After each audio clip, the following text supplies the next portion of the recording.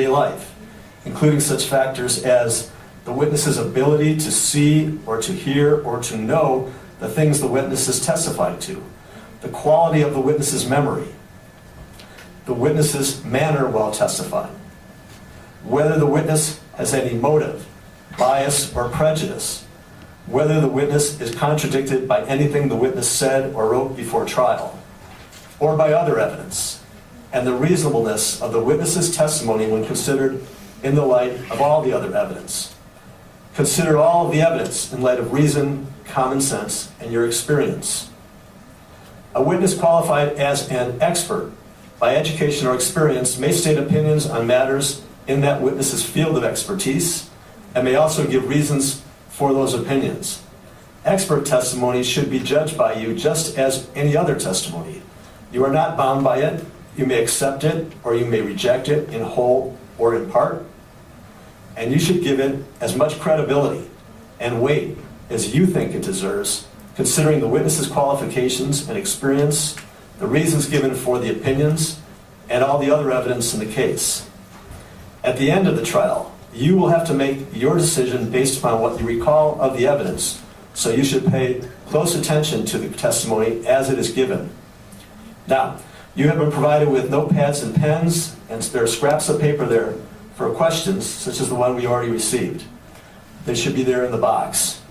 The court encourages you to take notes during the trial if you wish to do so. Do not let your note-taking distract you so that you miss hearing or seeing other testimony. You may use your notes during your deliberations at the end of the trial.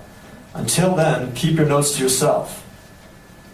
During recesses in the trial, you may leave your notes on your seat. Your notes are confidential, and my bailiff will guard them. No one will be allowed to read your notes. Whether you take notes or not, you should rely upon your own memory of what was said and not be overly influenced by the notes of other jurors. After you have rendered your verdicts, the bailiff will collect your notes and we will destroy them. Do not be influenced at all by my note-taking at times. What I am writing down may have nothing to do with what you will be concerned with at your trial. I'm now going to say a few words about your conduct as jurors. I'm going to give you some do's and don'ts, mostly don'ts, which I will call the admonition. Do wear your juror badge at all times in and around the courthouse, so everyone will know that you are on a jury. Each of you has gained knowledge and information from the experiences that you have had prior to this trial. Once this trial has begun, which is now, you are to determine the facts of this case only from the evidence that is presented in this courtroom. Arizona law prohibits a juror from receiving evidence not properly admitted at trial. Therefore, do not do any research or make any investigation about the case on your own. Do not view or visit the locations where the events of the case are alleged to have taken place. Do not consult any source, such as a newspaper, a dictionary reference manual, television, radio, the internet, any locations or sites on the internet, or any other electronic media for information. If you have a question or need additional information, submit your request in writing and I will discuss your request with the attorneys. Do not talk to anyone about this case or about anyone or anything that has to do with it. And do not let anyone talk to you about those matters until the trial has ended and you have been discharged as jurors. This prohibition about not discussing the case includes using email, Facebook, Twitter, instant messaging, Google, Yahoo, or any other internet search engine or any other form of electronic communication for any purpose whatsoever as it relates to this trial. This includes, but is not limited to, blogging about the case or your experience as a juror on this case, discussing the evidence, the lawyers, the parties, the court, your deliberations, your reactions to testimony or exhibits, or any aspect of this case or your courtroom experience with anyone whatsoever until the trial has ended and you have been discharged as jurors. Until then, you may tell people that you are on a jury and you may tell them the estimated schedule for the trial, but do not tell them anything else except to say that you cannot talk about the trial until it is over. And if anyone gets upset about that, a spouse, significant other, whoever, you tell them that you're following the orders of the judge. All right?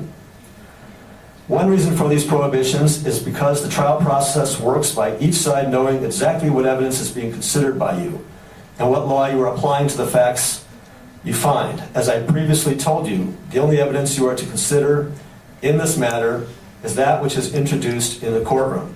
The law that you are to apply is the law that I will give you in the final jury instructions. This prohibits you from consulting any outside source. If you have cell phones, laptops, or other communication devices, turn them off and do not turn them on while in the courtroom. You may use them only during breaks, so long as you do not use them to communicate any matter having to do with this case with anyone else. You are not permitted to take notes with laptops, tape recorders, or any other electronic device. You are only permitted to take notes on the notepad provided by the court. Devices that can take pictures are prohibited and may not be used by you for any purpose. It is your duty not to speak with or permit yourselves to be addressed by any person on any subject connected with this trial. If someone should try to talk to you about the case, stop him or her or walk away. If you should overhear others talking about the case, stop them or walk away. If anything like this does happen, report it to me or any member of my staff as soon as you can. To avoid even the appearance of improper conduct, do not talk to any of the parties, the lawyers, the witnesses, or any media representatives about anything about this case until the case is over. Even if your conversation with them has nothing to do with the case, you should avoid it. For example, if an attorney should pass you in the hall and there's some discussion about where to eat, and someone from a distance may think you are talking about the case. So again, please avoid even the appearance of improper conduct.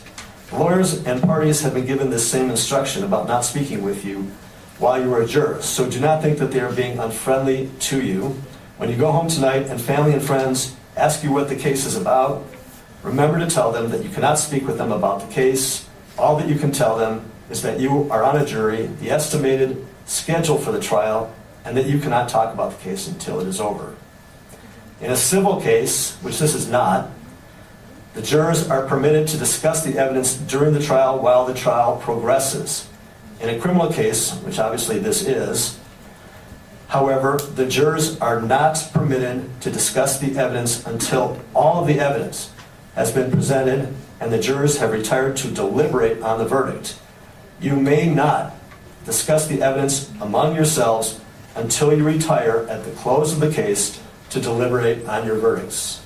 Therefore, during breaks and recesses, whether you are assembled in the jury room or not, you shall not discuss any aspect of this case with each other until the case is submitted to you for your deliberations at the end of the trial. Again, if you have a question or need additional information, please submit your request in writing and I will discuss that request with the attorneys. During the trial, you are not to engage in any conduct that impairs or interferes with your ability to hear and understand the court proceedings.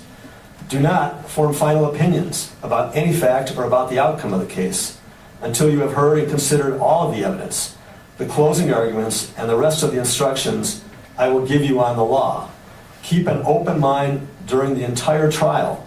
Form your final opinions only after you've had an opportunity to discuss the case with each other in the jury room at the end of the trial.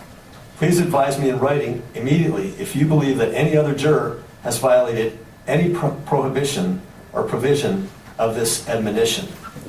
Before each recess, I will not repeat every time the entire admonition I have just given you. I will probably refer to it by saying, please remember the admonition, or something like that.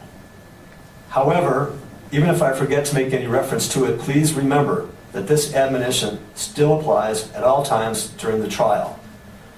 There may or may not be news media coverage of this trial. What the news media covers is up to them. If there is news media coverage, you must avoid it during the trial. If you do encounter something about this case in the news media, or on social media for that matter, end your exposure to it immediately and report it to me as soon as you can. If there are cameras in the courtroom during the trial, do not be concerned about them. Court rules require that the proceedings be photographed or televised in such a way that no juror can be recognized. Deputies are assigned to the courtrooms by the sheriff's office. A deputy's presence in the courtroom should not be considered by you for any purpose and should not influence your view of the evidence and should not impact your deliberations in any way.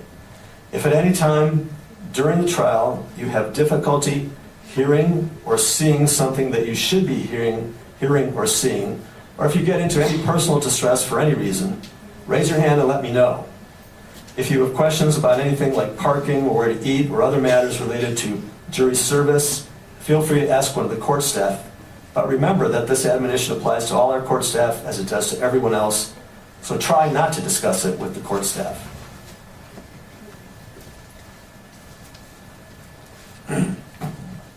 If you have a question about the case, and by the way, we're at the top of page 8, just in case you got lost, which happens.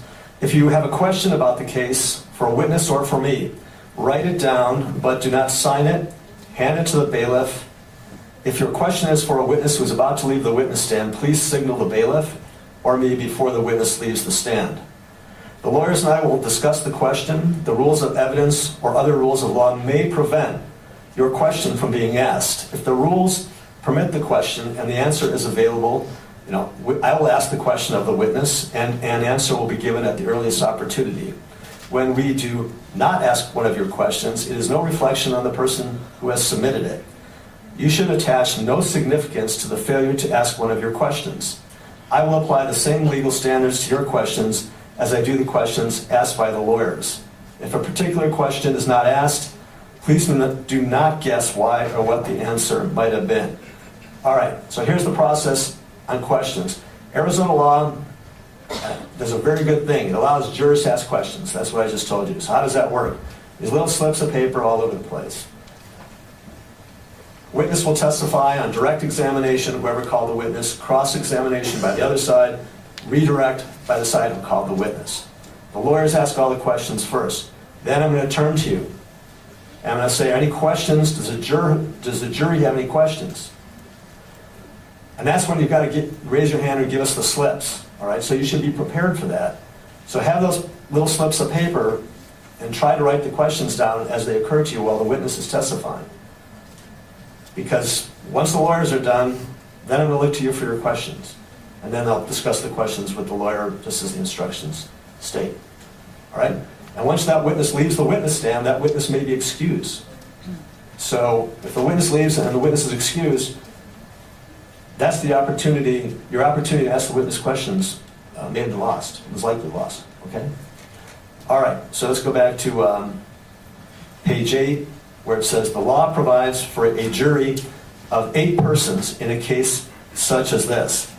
We have 12 jurors, so we have more than 8 jurors, and that's so that if a juror becomes ill or has a personal emergency, the trial can continue without that juror. At the end of the case, alternate jurors will be determined by lot in a drawing held in open court. Please do not be concerned with who may or may not be chosen as an alternate at the end of the case. Just to be clear, right now there's 12 of you, only 8 are going to deliberate, but an alternate has not been assigned. So you're all eligible jurors for deliberation. We just draw it out of a paper cup at the end. So you're all right now eligible to be jurors for full deliberations. Okay, a defendant in a criminal case has a constitutional right to not testify at trial, and the exercise of that right cannot be considered by the jury in determining whether a defendant is guilty or not guilty. If there is testimony in this case about what a defendant said to a law enforcement officer, you must not consider any such statements unless you determine beyond a reasonable doubt that the defendant made the statements voluntarily. A defendant's statement to a law enforcement officer was not voluntary if it resulted from the defendant's will being overcome by a law enforcement officer's use of any sort of violence, coercion, or threats, or by any direct or indirect promise, however slight. You must give such weight to the defendant's statement as you feel it deserves under all the circumstances. The state has charged the defendant with a crime. The charge is not evidence against the defendant. You must not think the defendant is guilty just because the defendant has been charged with a crime. The defendant has pled not guilty. The defendant's plea of not guilty means that the state must prove every part of the charge beyond a reasonable doubt. The law does not require a defendant to prove innocence. Every defendant is presumed by law to be innocent. The state has the burden of proving the defendant's guilt beyond a reasonable doubt. In civil cases, which this is not, it is only necessary to prove that a fact is more likely true than not, or that its truth is highly probable. In criminal cases such as this, the state's proof must be more powerful than that. It must be beyond a reasonable doubt. Proof beyond a reasonable doubt is proof that leaves you firmly convinced of the defendant's guilt. There are very few things in this world that we know with absolute certainty, and in criminal cases, the law does not require proof that overcomes every doubt.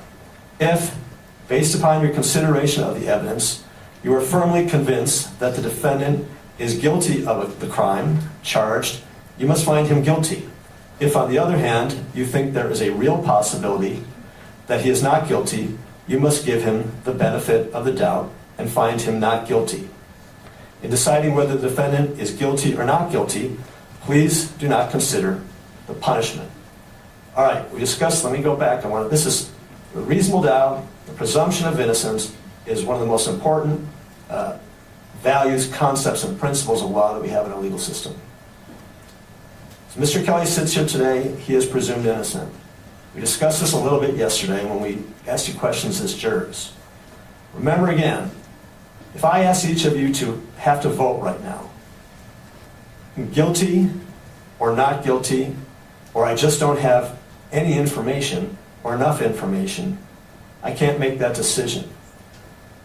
Most people choose the latter answer. I haven't heard anything, so I can't make that decision. Seems like a reasonable answer. Fortunately, it's the wrong answer. Because I just told you, he's innocent. He's presumed innocent. As I said yesterday, it's like he has a cloak around him that he is innocent. That cloak can only be removed if you find that the state has presented evidence that you think is worthy of consideration, that is proof beyond a reasonable doubt of his innocence. All right? Does anyone have any questions about that principle? I think you misspoke, Your Honor. I think you meant of his guilt. I misspoke.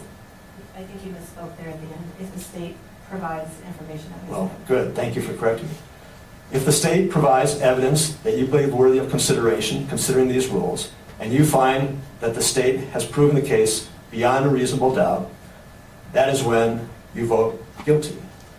If you find that the state has not met its burden of proof beyond a reasonable doubt, and you are not firmly convinced of the defendant's guilt, then you must vote not guilty. All right? I apologize for messing that up. All right, back to the instructions. Spanish may be used during this trial. The evidence you are to consider is only that provided through the official court interpreters. Although some of you, or many of you, may know Spanish, it is important that all jurors consider the same evidence. Therefore, you must accept the English interpretation, and you must disregard any different meaning. The court interpreter is required to remain neutral and to interpret between English and Spanish accurately.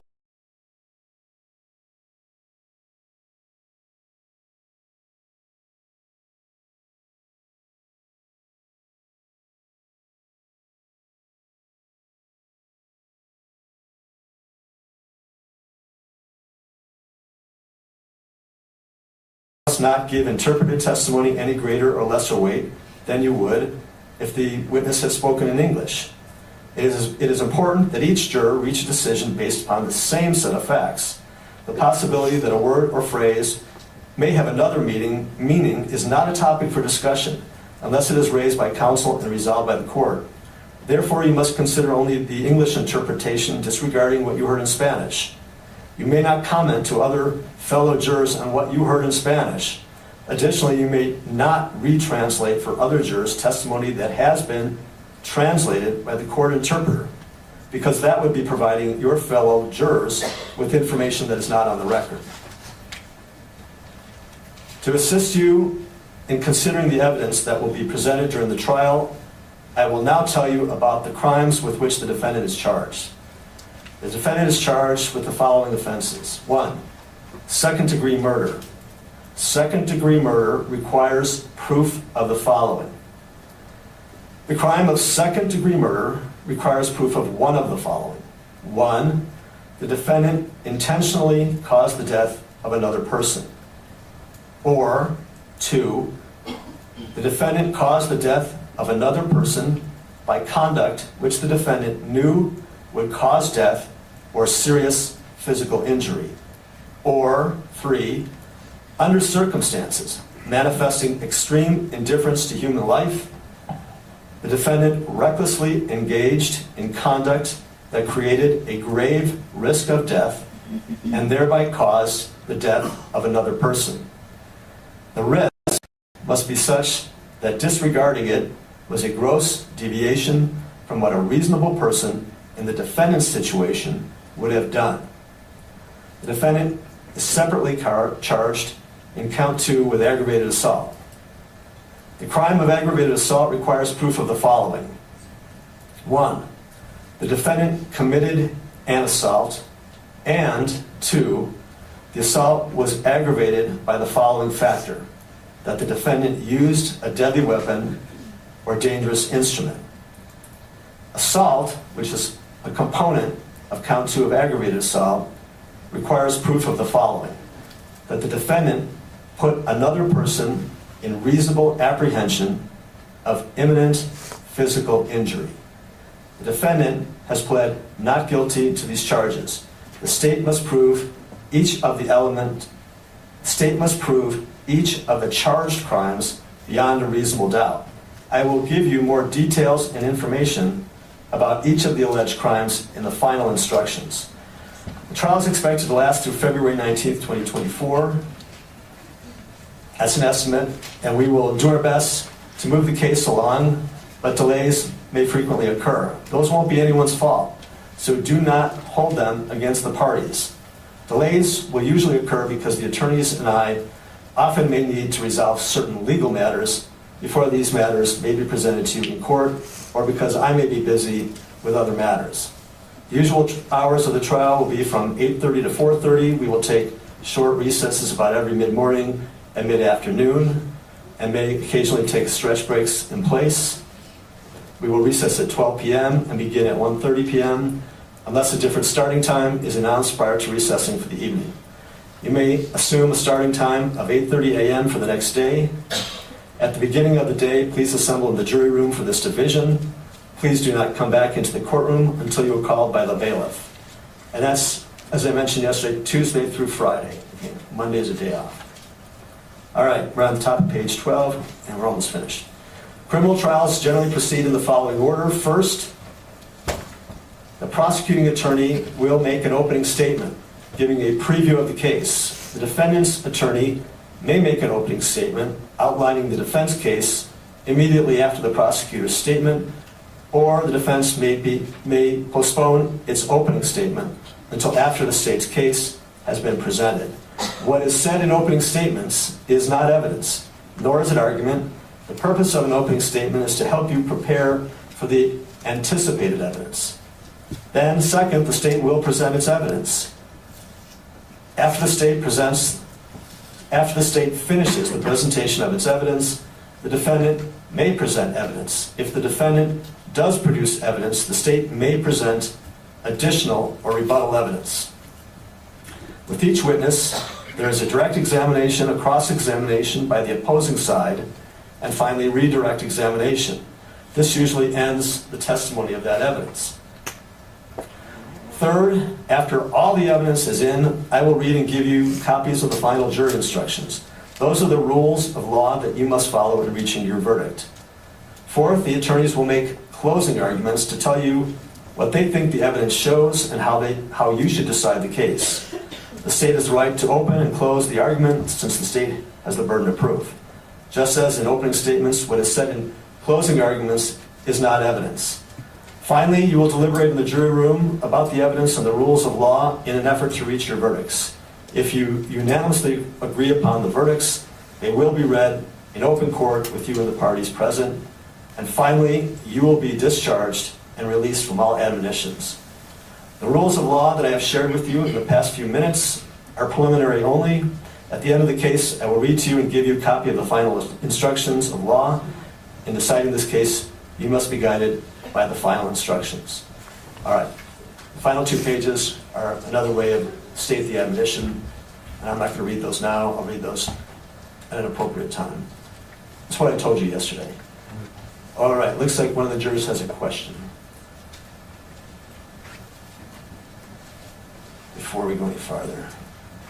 Counsel, hopefully you still have your headsets in front of you.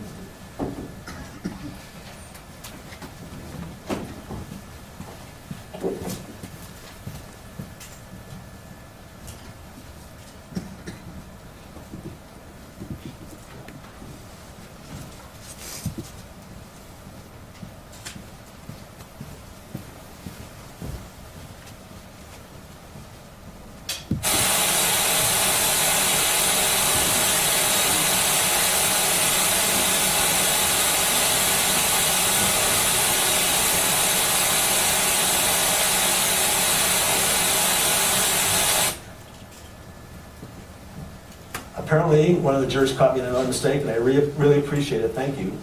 This trial will, I guess I said the trial will last through February 19th. It should last through April 19th. That's when the instruction. So thanks for the correction. And obviously showing that people are paying close attention. So I'm going to mark the first question as question number 1. I'll mark this. It's not really a question, it's a correction. This is question number 2. Now give us the clerk to file it. And the state may make its opening statement, either Ms. Hunley or Mr. Jetty. Thank you, Your Honor.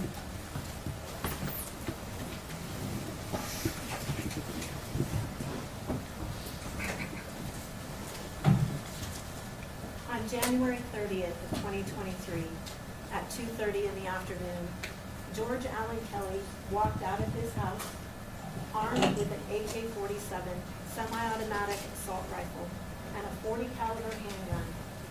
And he opened fire on an unarmed man and an unsuspecting man.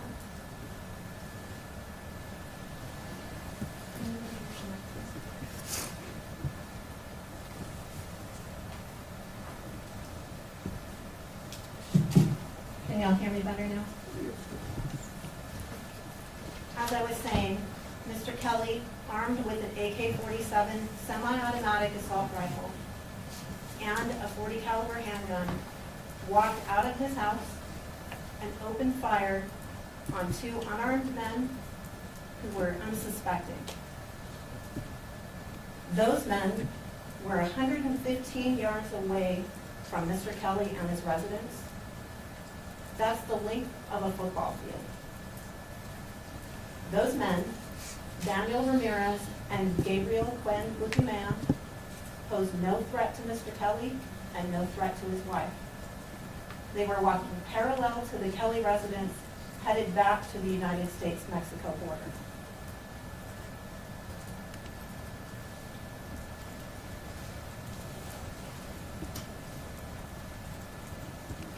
Before firing on those men, George Allen Kelly gave no verbal warnings of any kind. He had no interaction of any kind with these men. Out of nowhere, without saying a thing, without any legal justification, George Allen Kelly let off a barrage of semi-automatic assault rifle fire at these 2 men.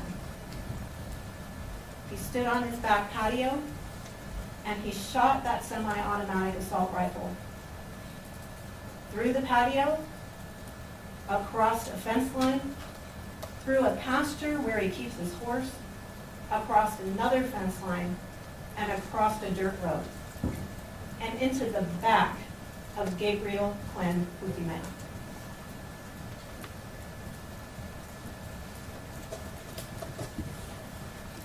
Now, Daniel Ramirez was just steps away from his companion when he saw Gabriel shot in the back.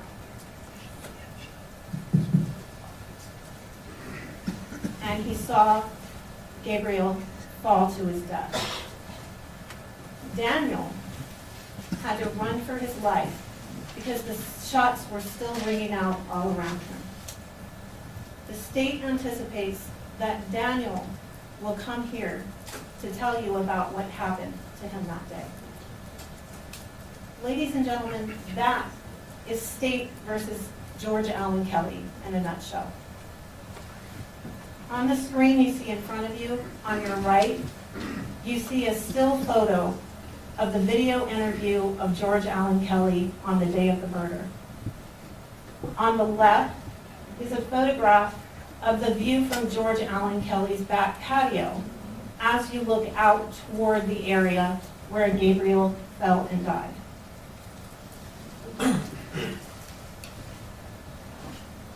This is a photograph of Gabriel Quinn Butimea. And I'm going to ask you to do something in this case that George Allen Kelly's own words tell you that he did not do.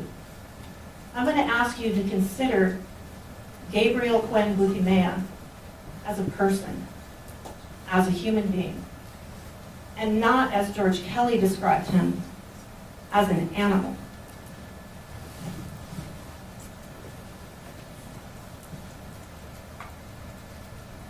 Now, again, this is the view from George Allen Kelly's patio. You'll see you're looking out from his patio, out past his gazebo, and towards that pasture area I described a minute ago. And it's past that pasture area, past a dirt road, is where Gabriel fell and died. I want to show you the view from the other direction. This is the view through the pergola, or the gazebo, and back toward the area where George Allen Kelly was standing. And you'll see in that photograph, sort of on the right, as you look through the gazebo, a door. That's not the main door into the residence. There are actually two doors on this back patio. There's another door that's directly behind that umbrella. And we'll show you another picture later that shows that door, but that's actually the door that George Kelly came out of. To the left of that in the photograph are two windows. Those are the windows to the living room area, and behind the living room area is actually the kitchen area.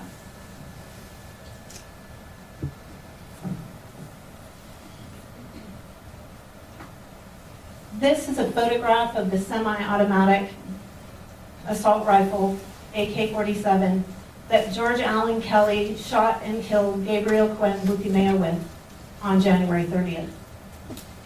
And I want to point out a few features on this weapon. There's a green strap on the weapon, and these details become relevant when you hear the officers talk about what they observed George Kelly carrying later on in the day. So there's a green strap on the handgun, pardon me, and you'll see that there are some wood features on the AK-47 also, and that the metal on the weapon is a little bit aged from use. So you can kind of see that, I think they call it bluing, a little bluing on the weapon. And if you look on the front end of the weapon, you'll see that taped with black electrical tape is a flashlight with an orange button on it. And just below the AK-47 is what's referred to as the magazine. Sometimes it's called the clip because that's what holds the bullets that clips inside the gun. And that magazine holds 30 rounds. And rounds are what they refer to, how you refer to the bullets that go into an AK-47. They're called rounds. So this AK-47 holds 30 rounds. It also holds 1 round inside the weapon itself for a total of 31 rounds. And you'll hear from the experts in this case that this entire magazine can be expelled, can be shot within less than 6 seconds. This is just the other side of the AK-47 for you to see. and a better view of that green strap that we referred to earlier. This is the .40 caliber handgun that George Kelly had on his hip that day when he exited his house.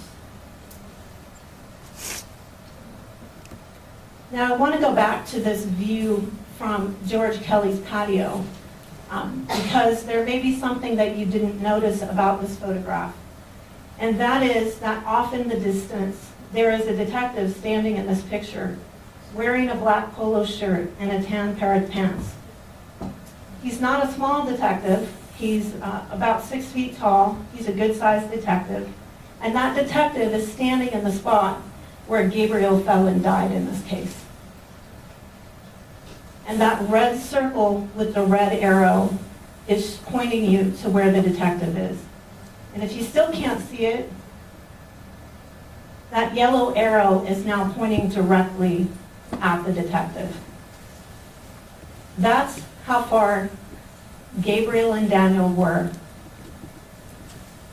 when the defendant opened fire on them that day.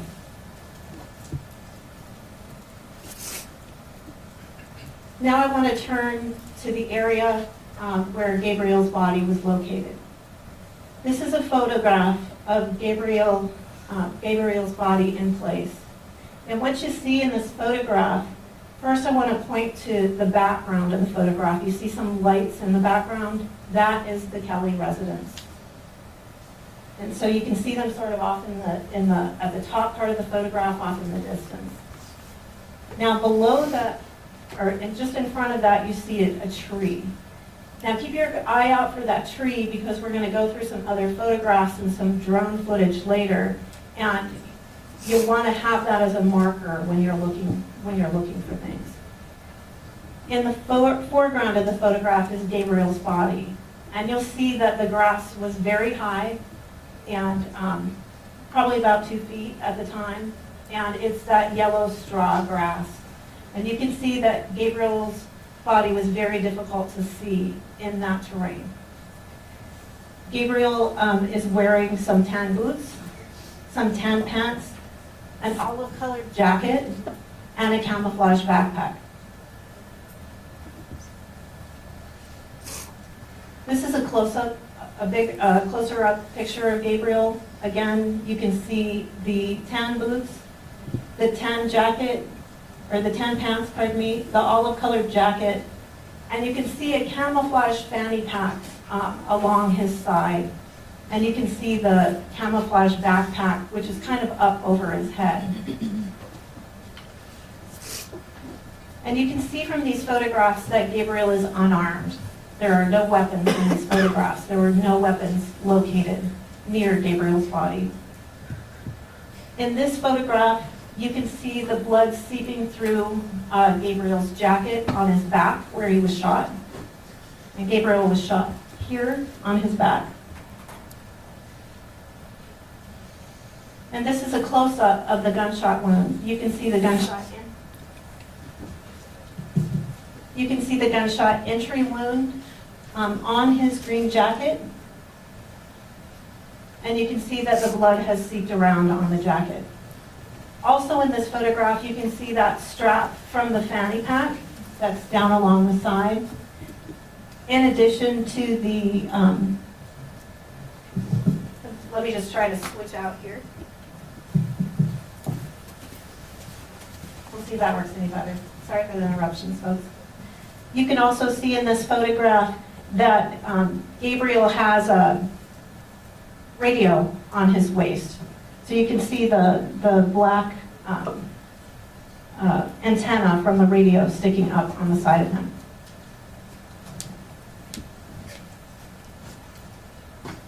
And now I kind of want to give you some perspective on what we're looking at here. We looked at those photographs. We talked about what the terrain looks like. But you'll learn during this trial that we asked for some assistance from some other agencies. One of those agencies is the Department of Public Safety. And they have an aerial drone footage. And they came out with their aerial drone and they took some video footage and some photos of the terrain. And you'll see on the left, there's a And what that drone footage allows us to do is take really accurate measurements from those photographs. And you'll see they're overlaid on a computer screen. The officer who operates those aerial drones will be able to give you some real good idea how those work. But essentially what the trooper did is he ran that aerial drone over the area, and it gives you sort of like a bird's eye view of what that area looks like. And if you take a look, it's kind of hard to see in the photograph on your left, but you'll see that there's an up and down line in blue, and that's the north-south line. And you'll see a line that goes left and right. That's your east-west line, that's in red. And the green line is measuring the distance from Kelly's back patio where he shot to the area where the victim's body was located. And it's kind of difficult to see the end of the green line, but can you see it's on the other side of that dirt road? That's the location where Gabriel's body was found. Now on your right, you'll see the still shot of the aerial drone footage.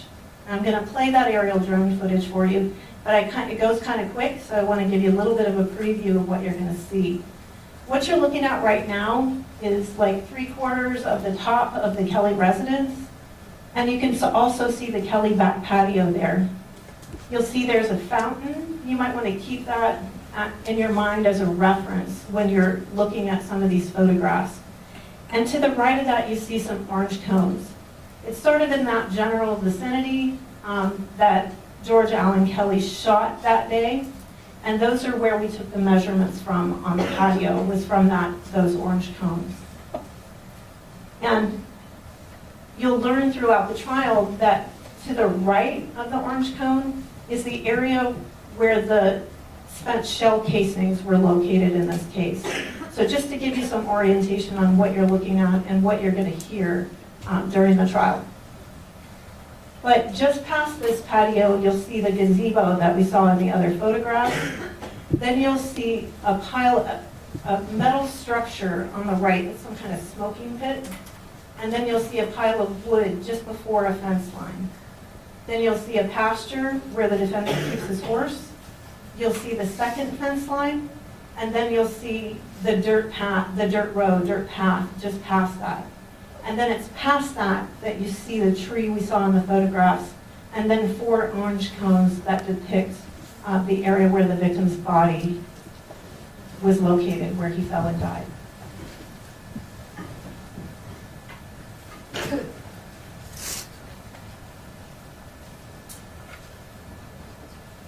So we're looking at the top of the house. That's the orange cones. We're going through the pergola. There's the wood pile in the first fence line. And it's kind of difficult to see, but if you keep your eyes peeled, you'll start to see now the second fence line, and it sort of goes up at an angle to your left. And now you see the dirt road and the tree and the 4 cones where Gabriel fell and died. And don't worry if you missed that second fence line. We're going to play another video that goes a little bit slower, and you can have a better look.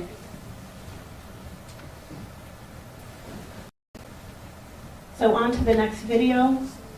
Again, you see that same diagram on your left, and on the right is the second drone video. So we're looking again at the top of the Kelly roof, and then we're going to see that same thing, that patio, the pergola or gazebo, and the smoking pit is that metal thing. Then you'll see the pile of wood, the fence line, and then keep your eyes peeled for a little bit for that second fence line and then the dirt road.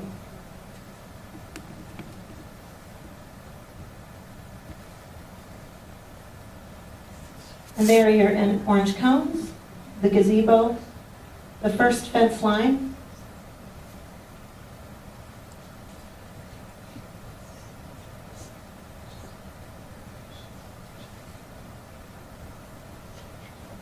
and then now you can see the second fence line. And you can see it sort of goes off diagonally toward the road. Everybody see that? And then you see the dirt road and the four cones where Gabriel's body was located.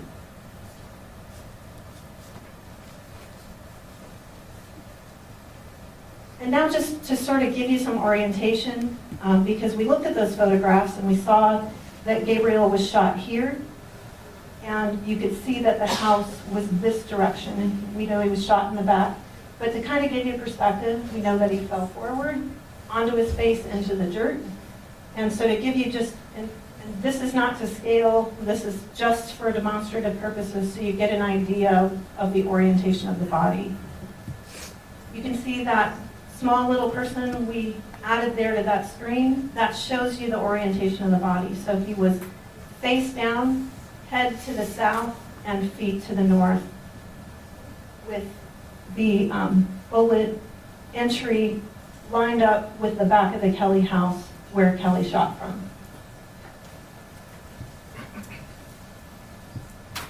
Now, based on all of this information and based on what happened that day, George Kelly was charged with two things. He was charged with second-degree murder, and he was charged with aggravated assault with a deadly weapon. The second-degree murder relates to the death of Gabriel, and the aggravated assault with a deadly weapon relates to the shooting at Daniel.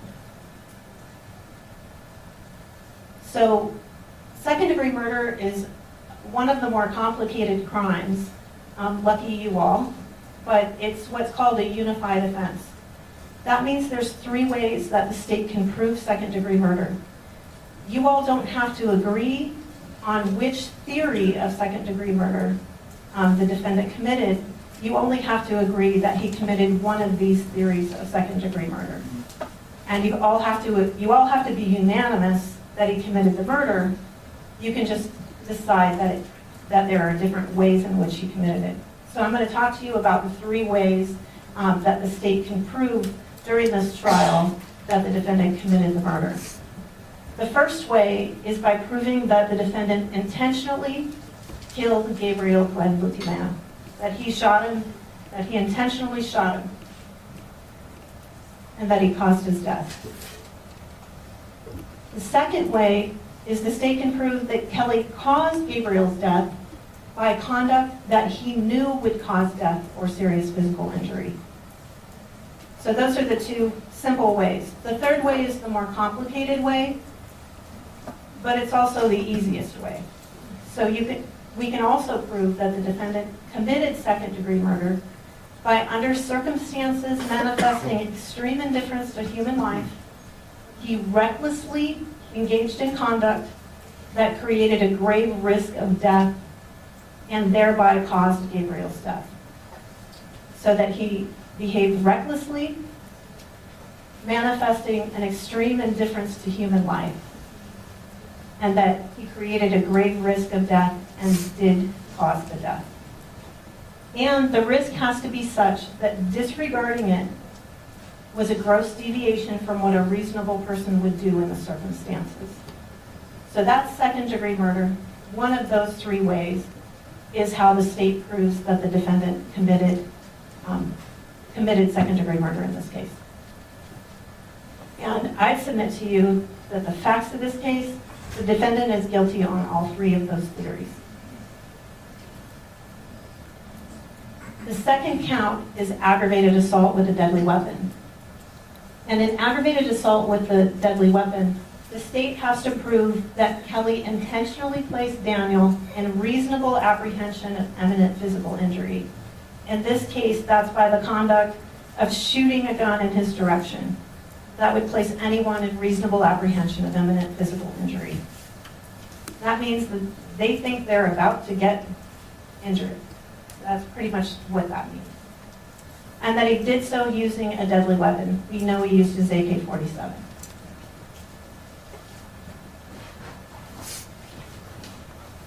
And now I want to talk to you a little bit about the area where this occurred and sort of orient you on what was happening that day. This is just a map of Santa Cruz County, just to give you an idea of the location where this happened. We're in Nogales. We can see that on the map there. We're in the area that's a little bit white. All the major residential areas in the county are on here: Rio Rico, Tubac, Sonoita, Elgin, and you can see those all on the map. You see the area circled in yellow. That is Keno Springs. That is the area where this event took place. And this area, this is a close-up of the area that's at issue, which is really just south of the Keno Springs residential area. And you'll see to the right on this map in white is an area called Pedregoso Tanks. That's an area that's in the National Forest. And as I said, Keno Springs is, the residential part of Keno Springs is just to the north of this.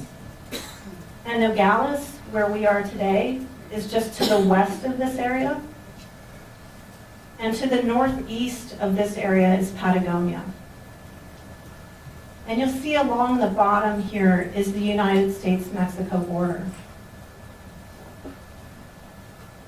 And you'll see this area where the arrow points is right where the border wall ends. You'll see like a dirt road that comes right up from the map.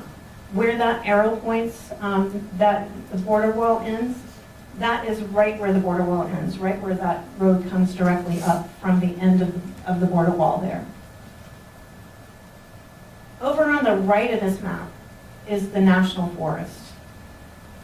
And the National Forest, right where the border wall ends, is where the National Forest begins. And on January 30th of 2023, let me go back to that map for a second. Daniel Ramirez and Gabriel Cuen Butimea were with a group of undocumented migrants, illegal immigrants, who crossed the border illegally at the end of the border wall. And they crossed the border really early that morning, and they hiked up into the National Forest. And they've been hiking all day in that area. And you're gonna you're gonna meet Daniel. Daniel's gonna come here and testify. And you're gonna learn that Daniel is a really humble guy. Daniel comes from Honduras, and Daniel had spent many years in Mexico. He has a 5th or 6th grade education, and he generally works as a farmhand on a small, in a small village in Mexico. And you'll learn that, obviously, for someone with his educational background and with his occupation, he struggles to get by in the off-season. And in sometime before January of 2023, he was working a masonry job during the off-season in Nogales, Sonora, and he met Gabriel Cuen Butimea. And he and Gabriel started talking about getting work in the United States as a roofer. And as they talked, Daniel decided that sounded like a good idea, and so he paid illegal folks to come across the line illegally. He paid a fee to come across the line. And you'll hear that Daniel was traveling across and up and through the National Forest that day with Gabriel and with a group of men, about 7 or 8 people altogether. And they were traveling up through the National Forest. They traveled most of the day. It was about 2 o'clock in the afternoon, and they encountered some Border Patrol officers. And so they decided to scatter. They took off running all in different directions. Gabriel and Daniel stayed together, and they decided they were going to go back into Mexico and just give this a try another day. And so they were running, fleeing from Border Patrol, running pretty fast for about a half an hour.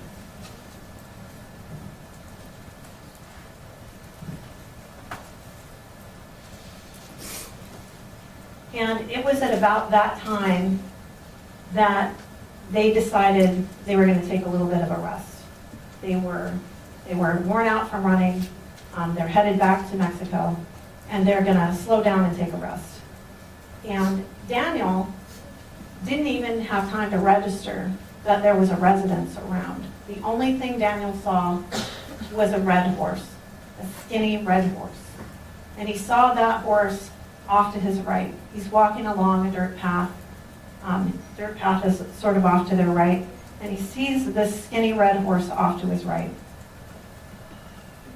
And they're walking along, and they see this skinny red horse. And out of nowhere, a barrage of semi-automatic assault rifle fire comes their direction. And they're walking, and Daniel sees Gabriel just a few feet ahead of him get hit in the back with the assault rifle fire, and he sees him grab his chest and say, "I'm hit," and he sees him fall in front of him and die. And then Gabriel, because the shots are still ringing out all around him, takes off running and runs for the border, running for his life.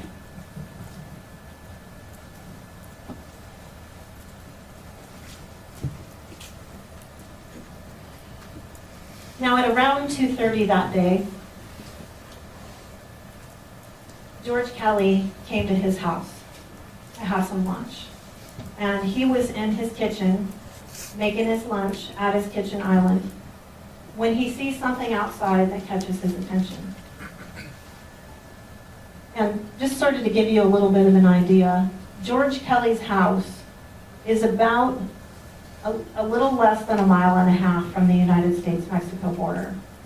His property is about 170 acres, and it's surrounded by a large ranch, the Buena Vista Ranch. The Buena Vista Ranch is on the west side of his property, so the Nogales side, and the south side of his property.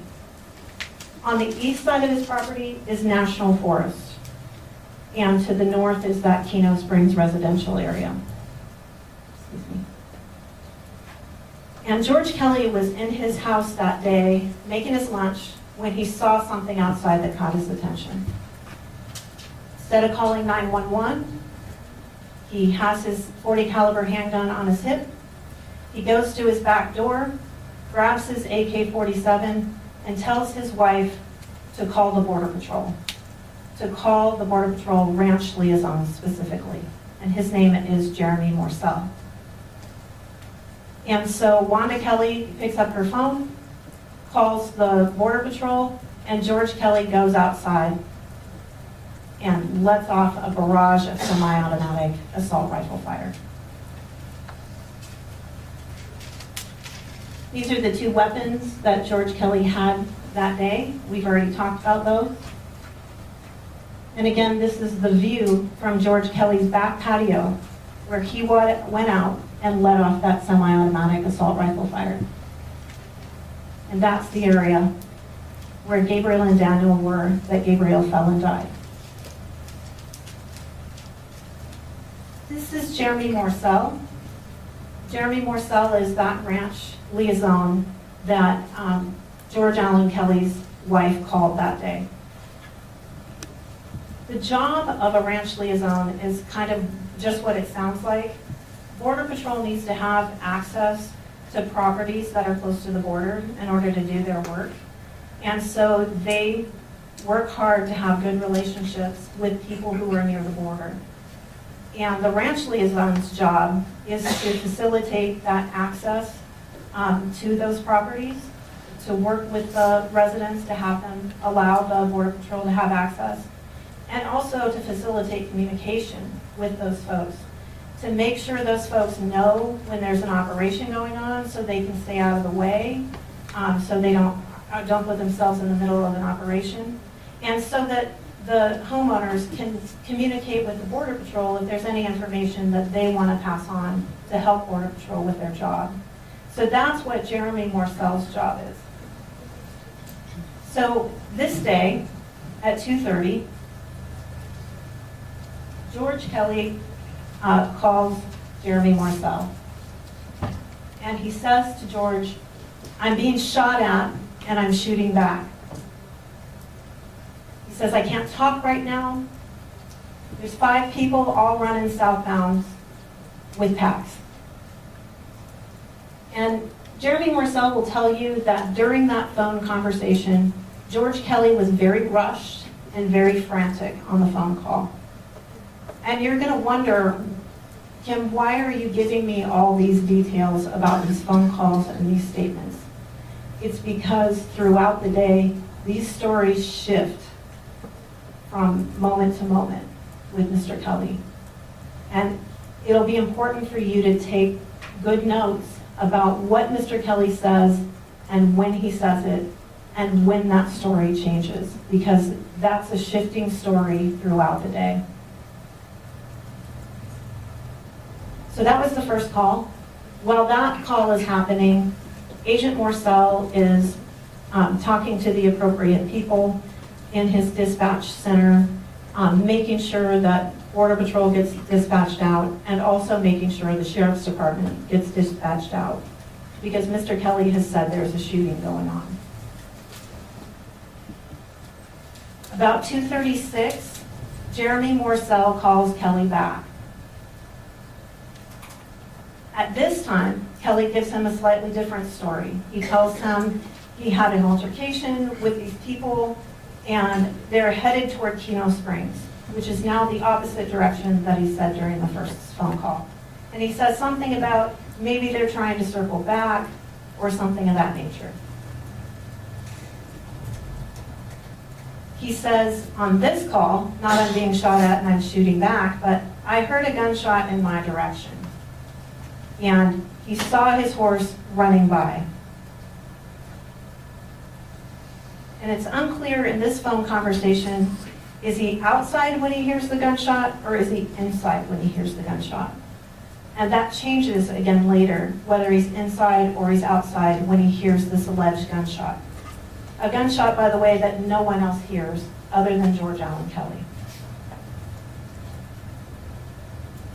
When he's on this conversation at 2:36 with Jeremy Morcell, he says that he's inspecting his horse and that it doesn't look like his horse was shot. Now the horse is going to be important because you're going to hear from Daniel about the horse and how Daniel believes that the horse got shot. And he believed at the time that the horse got shot and he thought the horse saved his life. From his view of what was happening at that time, that's what he thought happened. And clearly George Allen Kelly also thought something happened to his horse because he's busy inspecting him at this point. George said that, and this is the important piece of this phone conversation, the people were too far away to tell if they had any kind of firearms. 115 yards away, they were too far away to tell if they had any firearms. George Allen Kelly could not tell if they had any firearms. And we saw that from the picture we saw a few minutes ago about the location where Gabriel fell and died. During this phone conversation, he was quite a bit calmer than he was during that second phone conversation. So the next thing that happens is officers have been dispatched out, and the Border Patrol gets there really quick. They're there within about 10 minutes. This is a pretty remote area, so that quick of a response time is pretty great. So when the Border Patrol arrives, the first Border Patrol agent, there's 2 Border Patrol agents in total who go out to the scene during this first call for service, and 5 sheriff's deputies respond. When the first deputy arrives, or the first Border Patrol agent arrives, he learns that Mr. Kelly is headed south in the property, that he's taken off south from his house on the property. And before they go looking for Mr. Kelly, they decide they're going to search the area of the house for any kind of immediate danger. So they kind of split up, actually 6 of them, because the 5th deputy doesn't get there until pretty much everything's done. So the 6 of them split up. They search that immediate area, the pasture by the house. They search the area around the house. And they tell Mrs. Kelly, stay in the house. We're going to go look around. The Border Patrol agents head off. They just sort of hike straight across the property, and you'll see that they locate Mr. Kelly about a quarter mile south of the house, not far from a barn and a mechanical pump house, like it's a pump house where you pump water from a well in the ground. So it's got a little pump house. And it's down in that area that the Border Patrol find him. And when they do find him, by the way, they see him walking with his dogs. He's carrying an AK-47, and they don't locate anyone else. None of the deputies, none of the Border Patrol locate anyone else while they're there. This is a map just to give you an idea of the Kelly property. And you'll see at the top of the map in white is the Kelly residence. You'll see that area in blue is the area of the residence. And around the edge of the blue line is about where Gabriel's body was located. The area in green is the barn. They have a big metal barn. It's that metal barn near that area, and this yellow circle is the pump house.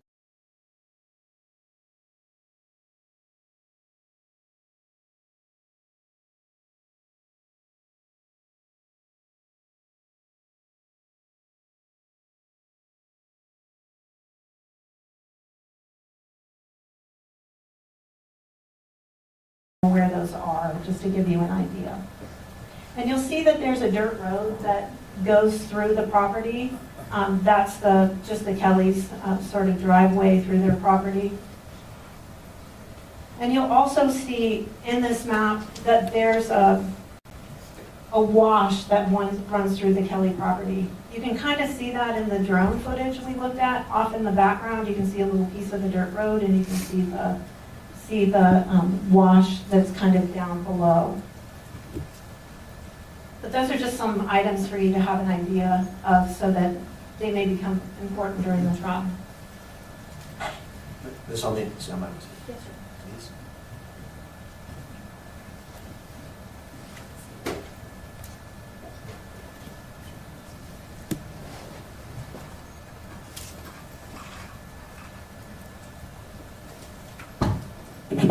All right.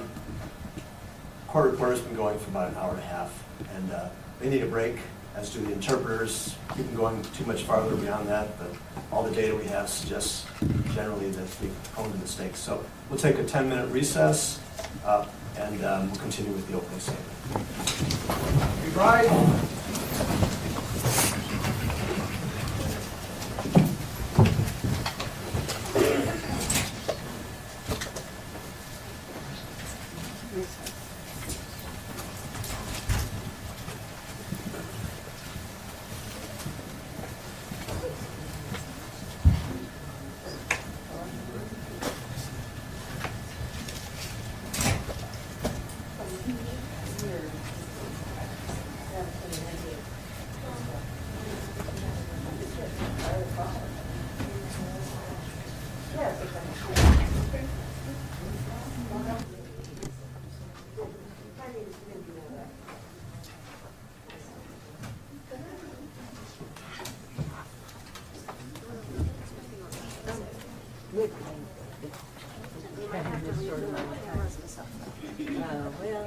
I think it's working okay. Okay, I just want to make sure this is It's a mess. Maybe you want to wait till the lunch break, Okay, and and then then we'll I'll have a little more time. Yeah, because I would like to Whereas I could have waited 5 seconds. organize inside. I'm sorry, I had no idea that I would just do engineering. Yeah, and I told Lacey, I said, hey, Julia, I'll just make sure she can. But yeah, I'm not sure for you guys. Yeah, I mean, I can give you, I'm not in charge of that, it's Lacey, and she talks directly to Martha. well, there's, after the John Rivera, he's the head of Botox. That might be a better person to talk to than Martha, because, you know, I'm happy to move back down to I'll give, what's his name? John Rivera. Chief Botox. Because he would be a better person. This is where I P-E-R-R-A, J-O-N-P-E-R. Yes.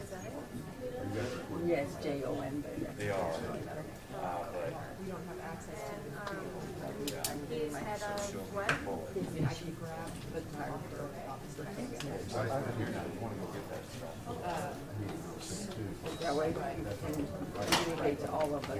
talk first, because they, for some reason.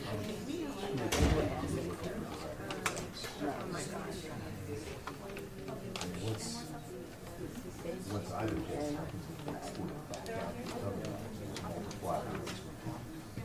That sounds good. So, Is that right? Yes. Every time. Yeah, I'm not sure how we're gonna, so, I mean, hopefully we'll send out a, I'm just an gonna email leave or this something. rigged like this, so. Do you need to get through here? Yeah, but I also wanted to say something too. Oh. I was emailing with Martha earlier, and she told me that I could get the pool video that I could just drop it on the Test 1, computer. 2, 3, I was 4, wondering if 5, you 6, would be able to 7, do 8, that for 9, me 10. at the Mic lunch check, break. test, Yes, test. well, 1, yes, 2, I 3, think Craig 4, 5, says he wants it on his 6, 7, 8. laptop first. And then. That's fine. That's fine, yeah. I can do it after Craig, yeah. Yeah. I just wanted to, I'm probably gonna have to file something during the lunch break, so I was hoping that I'd be able to get that, because I'm recording sound, but, I don't think it's gonna be. Test, test, 1, 2, Yeah, 1, that's 2.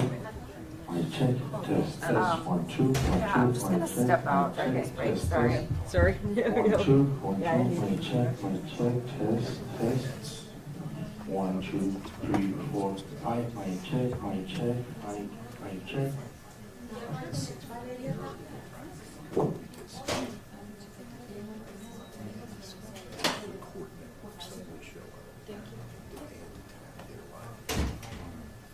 would supposedly argue you approved without needing to tell us. So, a whole lot of confusion ensued that kept us from getting the septic. Yeah, I think so. Because I think she started. Anything that can capture people? 30